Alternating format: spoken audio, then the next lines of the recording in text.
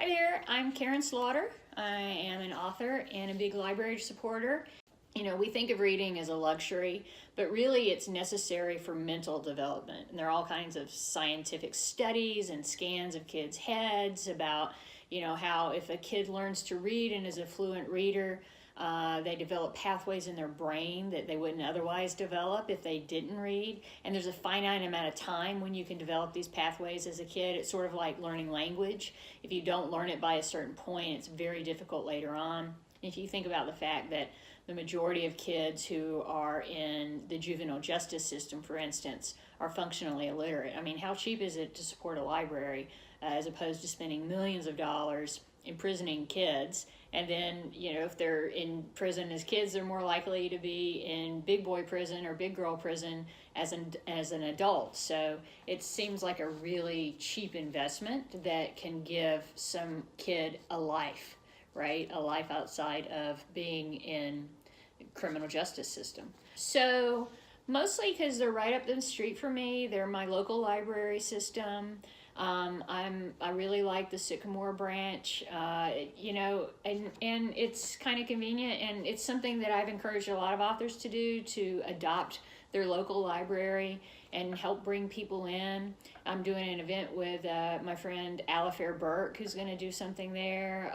So I just think it's a great opportunity for authors to adopt their system and give back. Now that's a really interesting thing.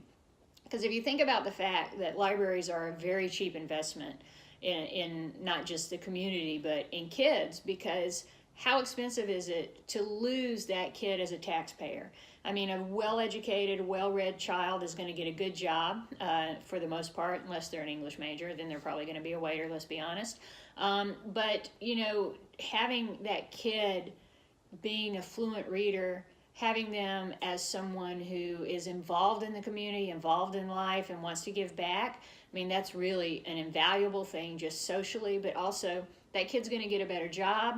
They're going to have a settled family life. They're going to demand less resources, and hopefully they're going to pay a lot of taxes. The Take the Internet Home With You initiative, I mean, that's really, really important. 200 mobile hotspots for checkout to patrons. People don't think about the internet, but it's really important for life. Just having a job, communicating with people, looking things up, doing homework. A lot of people can't afford to have internet. And, of course, the cable companies say, hey, we help poor people. They do help some, but they're not helping as many as they should, considering the billions of dollars they make. That's another discussion. But what I'm going to say is, you guys really should support the library. I mean, I've laid out some things that make it important, but also, if you read my books, you know how important libraries are to me. I put them in the books a lot. They're places where the community ggets together. They're amazing for resources. Our lives are basically at the library. You think about all those stories, all that access to other stories that the internet offers, all the reading groups, everything that the library does is good for the community. And why wouldn't you support that?